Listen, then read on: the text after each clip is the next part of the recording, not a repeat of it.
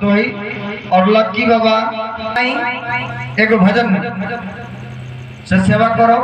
एक बाद लक्की मिश्रा जी क्या बनी आई मंच पर बबुआ हटिया तो इंसान ये जीवन क्या है? ये जीवन एक पतंग के समान है। आत्मा रूपी जीवन पतंग है हम लोग और हमारी डोर विधाता के हाथ में है।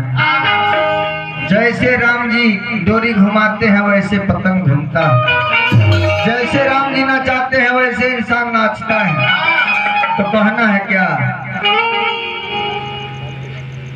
पंकज पाठक जी 1 से 1 रुपया, दूधनाथ कुशवाहा जब वहीं पर सोनी 51 रुपया। माल कहाँ खाली पर्ची कहाँ आई? पर्ची के हुकेली तो माल लिया करी नहीं तो फर्जी पर्ची मत दी हमरा। स्कैनर है जलाकर भाग डाली स्कैनर सब वहीं रहता। फर्जी पर्ची हमारे के नाते है हम प्यास ना है मास्टर गजल के भाव बात रंग घुमाओ।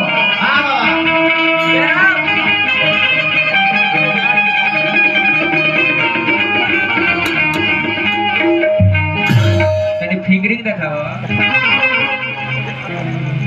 रहो संसार में तू पानी।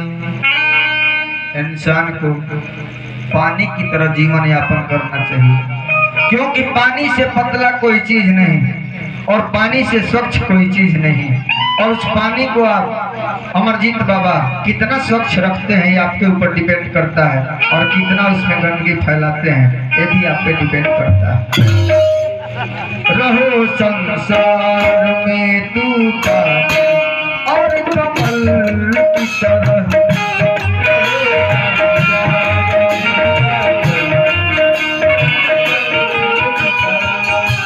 रहो संसार में तू पानी और कमल की तरह।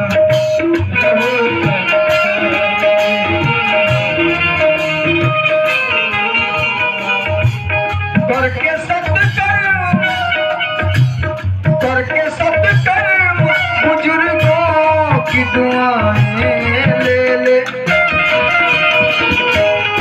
इस दुनिया में आए हैं तो सत्कर्म कीजिए क्योंकि सत्य का हमेशा विजय हुआ है और झूठ का महल ज्यादा दिन टिकता नहीं। बुजुर्गों की आशीर्वाद लीजिए, बुजुर्गों की दुआएं लीजिए, यही काम आएगा। धर्मेंद्र बाबू करके सत्कर्म बुजुर्गों की दुआएं ले ले। रहो संसार में तू पानी और कमल की तरह।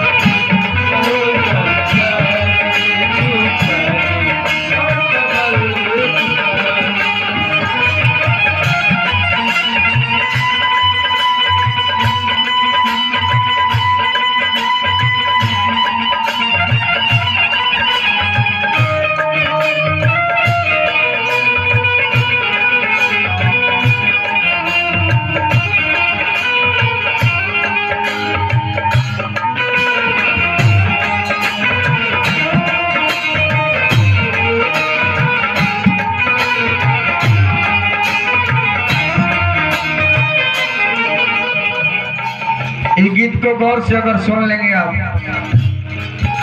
तो जीवन की सारी सच्चाई इसी गीत में हम आपको बता देंगे। ये जीवन क्या है गौर से सुनिए।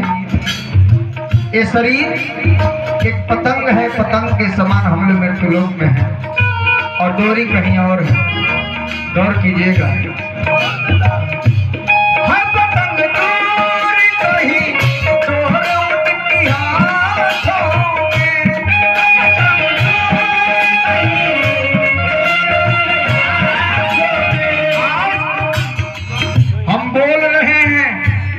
ये उनकी मेहरबानी कहिए क्योंकि ये सांस जो हमें मिला है एक कर्ज के रूप में मिला है।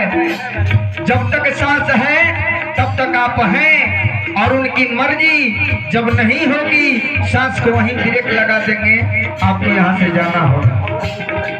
गौर फरमाइएगा लक्की बाबू, उनका ही कर्ज है तेरे हर सांसों में,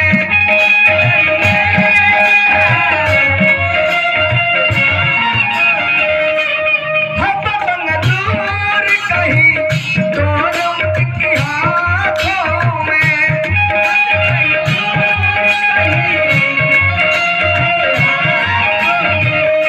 उनका ही कर्ज है तेरे हर सांसों में,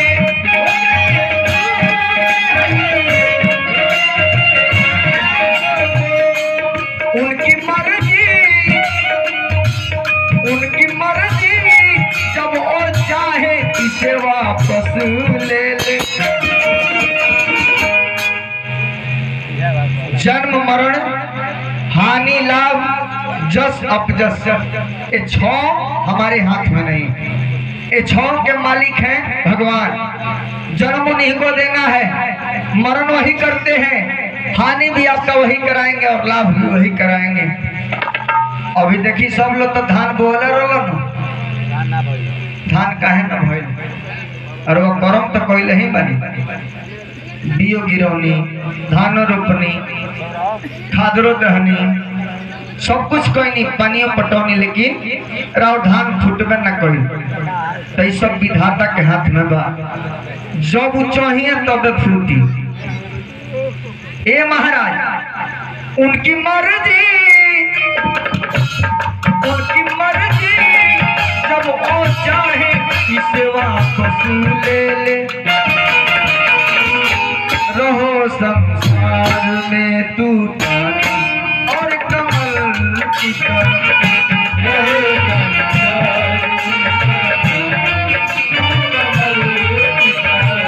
ओरिजिनल पीस मारो, ओरिजिनल।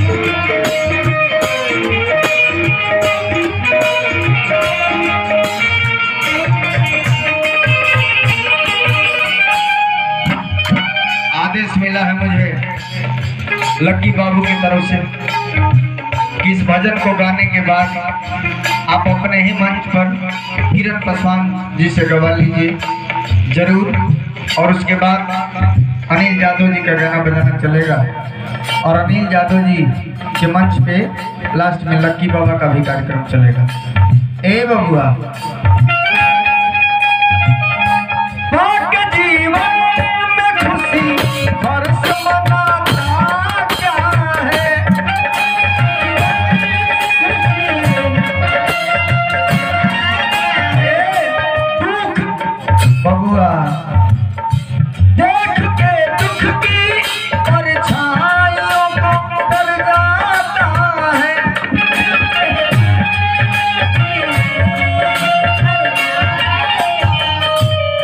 सुख और दुख सब विधाता का बनाया हुआ है। इंसान के जीवन में चारपन होता है, बचपन, बालापन, जवानी, वृद्धापन। प्रकृति का नियम जो बन गया है, सदियों से चला आ रहा है, उसको कोई काट नहीं सकता है। आप बहुत बड़े आदमी हो या बहुत छोटे आदमी हो, सब पे एक ही चीज लागू होता है कि दोपन अगर आप सुख भोगते हैं तो दोपन आपको दुख भोगना पड़ेगा, ये कोई काट नहीं सकता। आज धीरू भाई अंबानी चाहे कोई भी बड़ा आदमी हो, पहले दुख काट के और बाद में सुख किया। एक किताबी बातें हैं, ऐतिहासिक बातें हैं। किताब पुराणों में लिखा हुआ है कि जो दुख शुरू में काटता है वही आगे चलकर सुख पाता है, और जो सुख शुरू में करता है आगे चलकर उसको दुख होता है। मैं नहीं कह रहा हूँ, त्रेता युग की बात है। और राम जी का जन्म भाई, राम जी का जन्म सुख में भाई। और राजा दशरथ अन्न धन सोना चांदी हीरा जहरात सब लुटौले, बचपन उनकर गुजरल सुख में, बालापन में विवाह भइल सुख में। और जब तीसरा पन चले लगल जवानी के दहलीज में जब घुसले तो राजा बने का अवसर मिलल, राजा ना बन पौले भैया, राजा ना बन पौले। वही जैसे दुख के चालू हो, कहे छोड़ता हो, हेलो,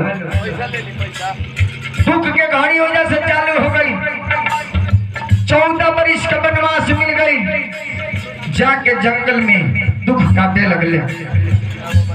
मोना बाबा के तरफ से 50 रुपया फिर आशीर्वाद मिलल, सादर प्रणाम।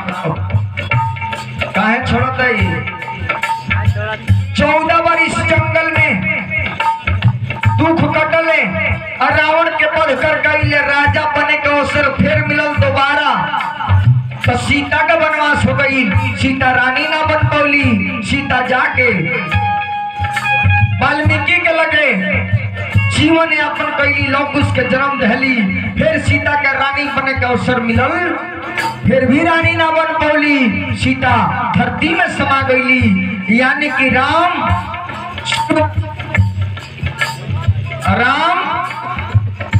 दोपन सुख भोगे और दोपन उनका पूरा जीवन दुखमय हो गया। गलती नहीं बात भैया। और इसी का सीधा उल्टा द्वापर युग में हो गया। भगवान कन्हैया के जन्म दुख में भई, जेल के अंदर उनका के लुकवावल गई कि यदि कंस के मालूम हो जाए तो लड़का के मार दी। नंद बाबा की है लुकवावल गई। जब कंस के मालूम हो गई कि हमार दुश्मन को खुला में पैदा ले लेबा, तमाम असुरन के भेजले बा, अघासुर, बकासुर, टेढ़ासुर, सट्टासुर, पुतला और सारा दैतन के भगवान वध कैले बड़े। जन्म दुख में कटत दिया। कंस अश्वमेध जग करा के सोचलस कि कन्हैया के बुला के मरवा दी। अपना सेनापति कुर के भेजलस, जाके कृष्ण बलराम के लेके आओ। जगशाला में धनुष रखा रहे और धनुष के तुरे के रहे। राम धनुष तुरले, राम जी जब धनुष तुरले तो सीता के विवाह हुई। भगवान कृष्ण जो धनुष तोड़े, वो धनुष का यही खासियत था कि जो धनुष को तोड़ेगा वही कंस का वध करेगा। जाके धनुष तुरले, गेट पर उनकर दासी रहे, कुब्जा से भेंट भई, वार्तालाप भई। जब राज्यसभा में कन्हैया गई थे, कंस चारों मुष्टिक नाम के दुगो पहलवान के भेजल युद्ध करे खातिर। चारों मुष्टिक के भी वध भइल, कुबलिया पीठ हाथी के भी उधार कैले, कंस के सिंहासन पर से खींच के कंस के भी वध कैले। और कंस के दुगो रानी आपती प्राप्ति, जन मगध नरेश जरासंध के बेटी रहली। जाके अपना पिताजी से कहली कि कन्हैया हमने के सुहाग उजाड़ दहले, कन्हैया विधवा बना दहले। जरासंध 56 छोड़ी सेना साज के मथुरा पर चढ़ाई कर दहलस। प्रेम सागर, विश्राम सागर, सुख सागर श्रीमद् भागवत पुराण बता रहल बा कि जब आइल तो 17 बार युद्ध कैले बा और 17 बार हारल बा। 18वां बेर जरासंध काले यमन मायावी दैत्य और मुचकुंद को लेके चला और मथुरा नगर को घेर दिया। मुचकुंद के वरदान रहे कि जे सामने पड़ी वो आधा बल गायब हो जाई। कन्हैया कहले कि एबरा युद्ध कईल जरूरी नहीं है, एबरा भगले में भलाई बा। आधा रात के विश्वकर्मा को बुलाते हैं और कहते हैं कि हे विश्वकर्मा जी, समुद्र के बीचों बीच 12 योजन के एरिया में एक सुंदर महल का निर्माण कराइए। और विश्वकर्मा जी समुद्र के बीचों बीच 12 योजन के क्षेत्र में एक महल बनाते हैं जिसका नाम जब द्वारका पड़ता है रातों रात यादव लोगों को उस महल में प्रवेश किया जाता है। और जब पता चला जरासंध को कि कन्हैया भाग गया रण छोड़कर, वहीं जरासंध एक नाम देता है कन्हैया को, कहता है कि रण छोड़कर भागते हो, जाओ आज के बाद तुम्हें रण छोड़ कहा जाएगा। और जाके द्वारिकाधीश हो गई, द्वारिका के राजा बन गई। बचपन वाला परम कर बीतल दुख में। और जब द्वारिका के राजा बन गई तो रुक्मिणी से विवाह कैले, सत्यभामा से विवाह कैले, कालिंदी से विवाह कैले, जमंती से विवाह कैले, 16,100 गो रानी, 8 गो पटरानी द्वारिकाधीश भगवान कन्हैया के। और दुख में पूरा जीवन कन्हैया के सुख में हो गई। ऐसे कहानी है कि रौरा यदि दुख आ जाओ तो घबराई मत, दुख आ जाए तो घबराना नहीं चाहिए, और सुख आ जाए जीवन में तो आगराना नहीं चाहिए, क्योंकि सुख दुख दोनों भगवान का दिया हुआ है। ये जो शरीर है, ये शरीर में बहुत ऐसा अंग बा जौन विधाता बनौले बड़े, जौन के 2 अक्षर से नाम बा। बाल 2 अक्षर, आँख 2 अक्षर, नाक 2 अक्षर, ओठ 2 अक्षर, मुंह 2 अक्षर, दांत 2 अक्षर, कान 2 अक्षर, गला 2 अक्षर, हाथ पैर कितना गिनाई, कितना ऐसे कौनिया बहुआ बेंजुला फिंगरिंग पर तने ध्यान दो। तार बेंजू का टोन बहुत बेसुरा बोलता है, ऑफिस पर ट्यूनिंग कराओ। स्टाइगर ज्यादा कर देता है, ऑफिस कराओ, एक दिन ट्यूनिंग हो जाए। पाक जीवन में खुशी हर्ष मनाता क्या है,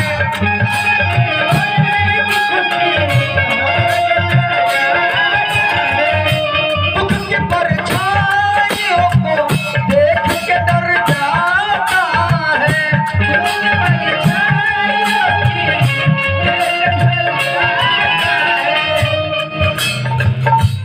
जबकि सुख दुख पे,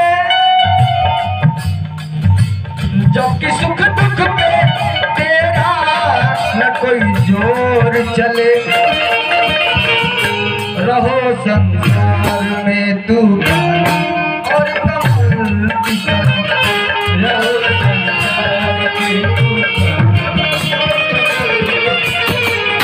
रहो संसार में तू पानी और कमल की तरह।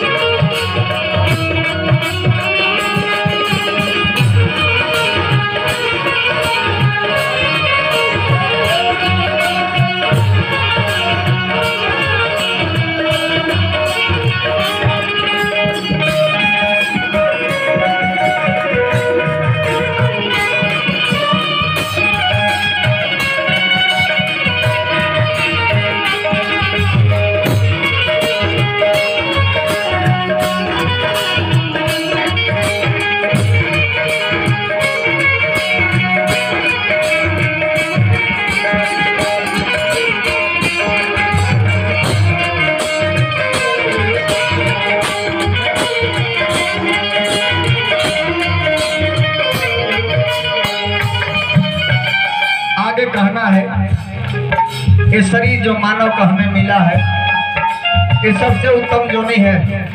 ब्रह्मा जी ने 84 लाख जोनी जीव बनाया, और इस जीव में जो मनुष्य जोनी है सबसे उत्तम जोनी है। थोड़ा गौर कीजिएगा आप लोग।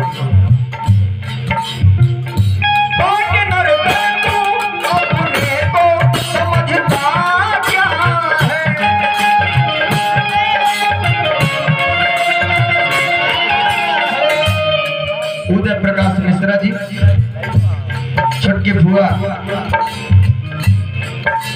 के तरफ से परिवार से 200 रुपया आशीर्वाद मिला, सादर प्रणाम करो। वहाँ के बारी फुलवारी फुलाई रहे और भगवान की कृपा हमेशा वहाँ पर बना रहे। ए बबुआ कौन के नर्तन तू अपने को समझता क्या है?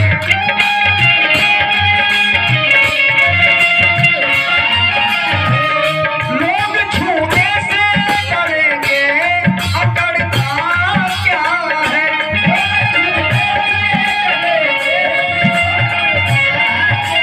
हे महाराज, 84 लाख जोनी जीव ब्रह्मा जी ने उत्पन्न किया इस मृत्युलोक में, और 84 लाख जोनी जीव में जीव मात्र 4 प्रकार के होते हैं। और 4 प्रकार का जीव कौन सा है? पहला जीव अंडज होता है, जो अंडा से उत्पन्न होता है। अंडज जीव जैसे सर्प अंडा से, मछली अंडा से, मुर्गा अंडा से, बतख अंडा से, ये सब अंडज जीव हैं और इसमें लाखों प्रजातियां होती हैं। दूसरा जीव पिंडज, जो पेट से पैदा होता है, मानव पेट से, गाय पेट से, भैंस पेट से, बकरी पेट से, इसमें भी लाखों प्रजातियां हैं। और तीसरा जीव अस्थावर होता है, पेड़ जहाँ जन्म लेता है वहीं स्थिर रहता है, कहीं आता जाता नहीं है। पेड़ में भी लाखों प्रजातियां हैं, बरगद, पीपल, आम, कटहल, लीची, महुआ, ये तमाम जो पेड़ हैं ये भी 84 लाख में ही आते हैं और इसमें भी लाखों प्रजातियां हैं। चौथा जीव है उखमज, जो न अंड से न पिंड से अपरूपी पैदा हो जाए, उसे उखमज कहते हैं।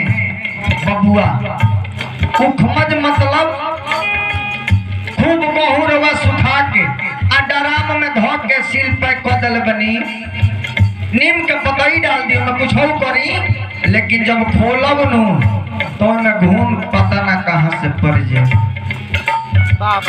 वो जीव हो उखमज, जो अपरूपी पैदा हो जाए। मुड़ी में ढील अपरूपी पैदा हो जाई, चिलर अपरूपी पैदा हो जाई, उड़ीसा अपरूपी पैदा हो जाई, ये उखमज जीव है।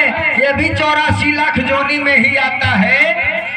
आप मरने के बाद उड़ीस भी बन सकते हैं, कुत्ता भी बन सकते हैं, पीली भी बन सकते हैं। कर्म के हिसाब से जोनी को बदला जाता है। इस मानव जोनी में आए हैं, कुछ ऐसा कर्म कीजिए कि आपका ये जीवन धन्य हो जाए और भगवान वैकुंठ लोक में जाकर भगवान का दर्शन हो जाए।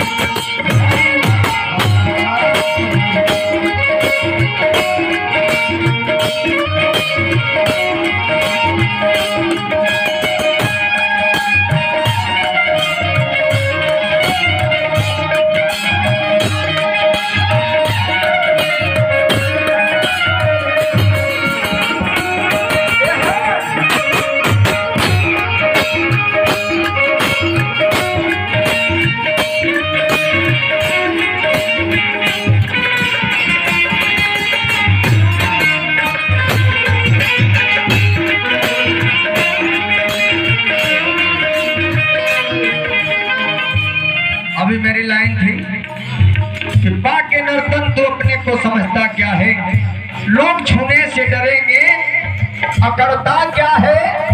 अरे पगले 4 दिन का मेला है, 4 दिन का, गौर फरमाइएगा, ये 4 दिन की जिंदगी है। कब बुलावा आ जाएगा कोई नहीं जानता है। कहना है बाबू सत्येंद्र, 4 दिन के लिए, 4 दिन के लिए है रंग बिरंगे मेले, रहो संसार में तू और कमल की तरह।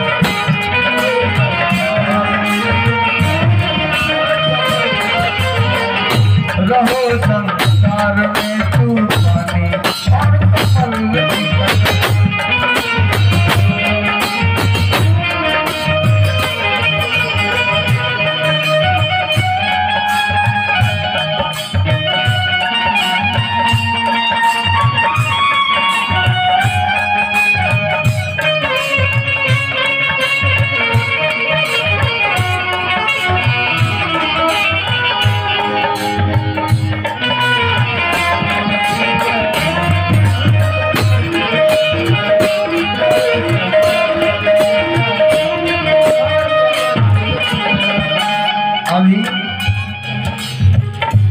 भाषा हम बोले बने लकी बाबू 18 गो भाषा गाइले। अभी भोजपुरी से शुरू हिंदी में एंट्री कोई नहीं। अब एक बाद दूसरा राउंड में जब आई तो पंजाबी हरियाणवी गढ़वाली कुमाऊनी सब चली। अभी तो इंग्लिश में वो गीत गा दे कि कितना लोग हमें भाग कर भोपाल में भागी।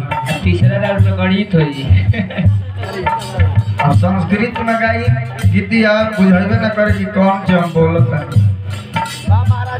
ए बबुआ इस गीत का लास्ट अंतरा है और मिजाज बनाइए किरण जी, कुछ ऐसा ही कर दीजिए आप भी कमाल कि लोग हो जाए एकदम धमाल। ए बबुआ मिजाज में बबुआ है ना तक है जो पैदा किया है इस दुनिया को बनाया, मानव को बनाया, सृष्टि को जन्माया। हम तो 12 घंटा सो लेते हैं, 12 घंटा जाग लेते हैं, लेकिन वो कभी सोता है? किसी ने देखा भगवान को सोते हुए? तो 24 घंटा जगता है और आपका देख रेख करता है, आपका हिसाब लिखता है कि आप क्या करते हैं, आप क्या पुण्य करते हैं, क्या पाप करते हैं, क्या अच्छाई है, क्या बुराई है और आप इसमें कितना रियाज करते हैं। ये सारा हिसाब किताब है अनिल बाबू। ऑफिस में बढ़िया काम कीजिए आप लोग। लास्ट अंतरा कहना है चैन से सोए सभी और कभी सोता है।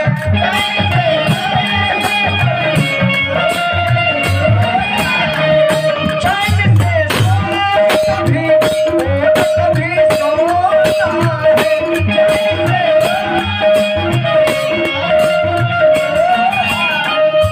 नया बात रहा देखता नहीं का जब हम गजल गाइले तो लोग सुत जाला। हाँ ऐसे कि छठियारों में नहीं खबर तो सुत ही के पड़ी न तो दिमाग खराब हो जाए। जो लो याद बता भोर पड़ जाए। सुतल एकदम जरूरी बा। दिमाग में दोसर बा हमार लय जब प्रवेश करी सारा लय भोर पड़ जाई। पगला के गोपाल में धले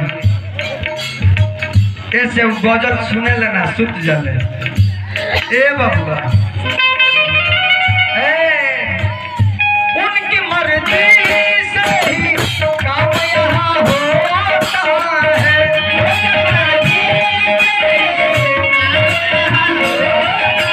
लिखा है कि बिना हरि कृपा से नहीं डोले, भगवान के मर्जी के बिना एक पत्ता नहीं हिलता है। 32 दांत के बीच में एक जीभ कैसे हिलती है, ये सब उनकी मर्जी है।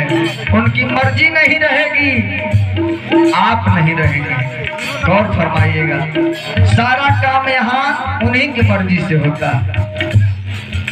चलिए भजन को खुश होके पंकज बाबा आशीर्वाद दिला बनी। सारा माल गोरखपुर का सारा कमाइल पैसा गोरखपुर के आज दान में आ रहा है पंकज बाबा। लेकिन डरो न लगला हो जितना रुपया वहाँ के दिला बनी 10% ब्याज लगा के हमरा सवेरे देवे के पड़ी।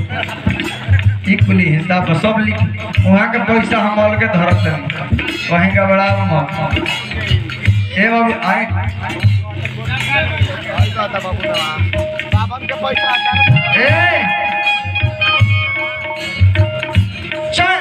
बहुत तरह के बाभन के पैसा पहुंची ना। अब यही नवरात्र में 5 गो ब्राह्मण भोखल रही।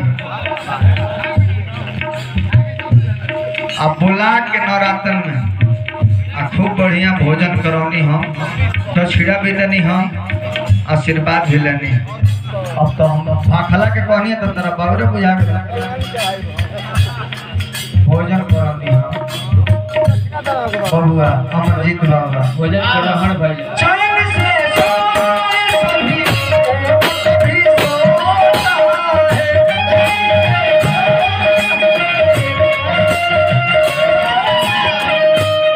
हमरा से रो बतौनी ना कि तू बोला बा धोखा के मार कोइले बने लगे लगे।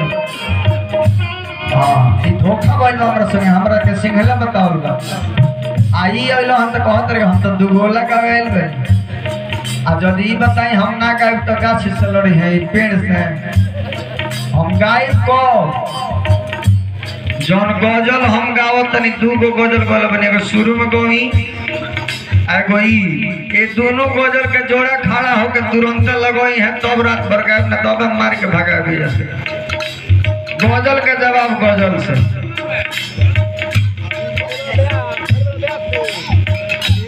जब तू गोला गावे आ गइल रंजन से तो जवाब चाहिए पहले और ओकरा बाद आगे के बात बतियाई। चैन से सोए सभी और कभी सोता है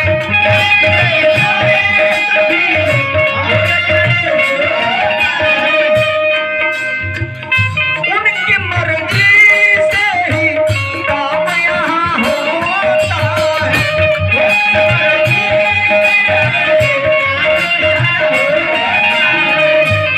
अपने ही कर्मों से। लिखो लिखो जादू जी होपलेस मत लिखो। अपने ही कर्मों से मानो यहाँ सुख दुख झेले। चलो जय बोल दे बगला कि भजब भजाए सुगाना